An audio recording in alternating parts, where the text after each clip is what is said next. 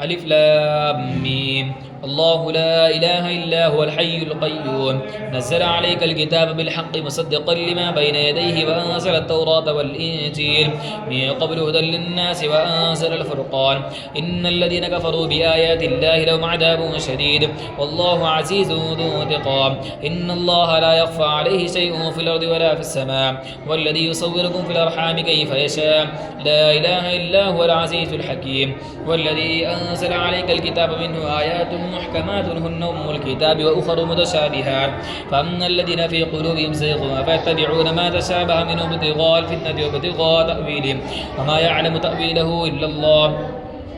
والراسخون في العلم يقولون آمنا به كل من عند ربنا وما يذكر إلا أولو الألباب ربنا لا تزغ قلوبنا بعد إذ هديتنا وهب لنا من لدنك رحمة إنك أنت الوهاب ربنا إنك جامع الناس ليوم لا ريب فيه إن الله لا يخلف الميعاد إن الذين كفروا لا تغني عنهم أموالهم ولا أولادهم من الله شيئا أولئك هم وقود النار كدأب آل فرعون والذين من قبلهم كذبوا بآياتنا فأخذهم الله بذنوبهم الله شديد العقاب قل للذين كفروا ستغلبون وتحشرون إلى جهنم وبئس المهاد قد كان لكم آية في فئتين التقتا فئة تقاتل في سبيل الله وأخرى كافرة يرونهم مثليهم رأي العين والله يؤيد بنصره من يشاء إن في ذلك لعبرة لأولي الأبصار زين للناس حب الشهوات من النساء والبنين والقناطير المقاطرة من الذهب والفضة والخيل المسومة والأنعام والحرث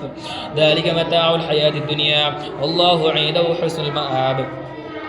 قل أنبئكم بخير من ذلكم الذين اتقوا عند ربهم جنات تجري من تحتها الأنهار خالدين فيها وأزواج مطهرة ورضوان من الله والله بصير بالعباد.